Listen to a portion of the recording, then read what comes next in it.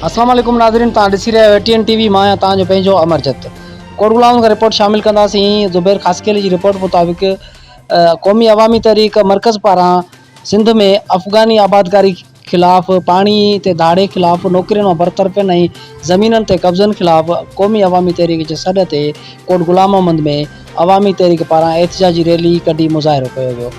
क़ौमी अवामी तहरीक जे अॻवाननि ज़िले ऑर्गेनाइज़र अरबाब नोहाणी, कामरेड राज़ोमल, मजीद बुग्यो, कामरेड किरट लेबारी, सिंधाणी तहरीक जी अॻवान नजमा आराई, मक़सूद भुरगड़ी ऐं ॿियनि अॻवाननि शिरकत कई। उन मौक़े ते अॻवाननि ख़िताब कंदे चयो त सिंध सां हमेशह माटीली माउ वारो सलूक कयो वियो आहे।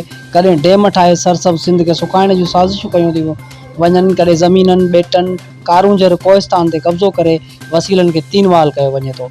सिंधियुनि खे अक़लियत में तब्दील करण जूं साज़िशूं कयूं पियूं वञनि। हिननि चयो त सिंधी माण्हुनि खे बेरोज़गारी, बुख, बदहाली, बदअमनी जे वर चाढ़ियो वियो आहे। सिंध खे आलमी यतीम खानो बणायो पियो वञे। अफ़गानिस्तान मां धारियुनि जूं कटकूं वठी कराची में आबाद कराइण जा सांभा कया पिया वञनि। उन सां सिंधियुनि खे सिंध में अक़लियत में तब्दील करण जो ख़दशो आहे। गैर क़ानूनी परॾेही दहशतगर्दी में मुलविस आहिनि। उन्हनि माण्हुनि खे सिंध कंहिं बि सूरत में क़बूल न कंदी। मुसलसल सिंध में पाणी जी खोट सबबि हज़ारें एकड़ ज़मीनूं बंजर कलराटियूं बणिजी वियूं आहिनि। हारी ऐं आबादगार कर्ज़ी बणिजी विया आहिनि। सिंध जे हक़नि ते बार बार धाड़ा लॻी रहिया आहिनि ऐं सिंधी माण्हू अञा ख़ामोशी में वरतल आहिनि। सिंधी माण्हुनि गुज़ारिश कई त सिंधी माण्हुनि खे त रोडनि ते अचनि ऐं असांजो साथ ॾियनि, एहतिजाज कनि।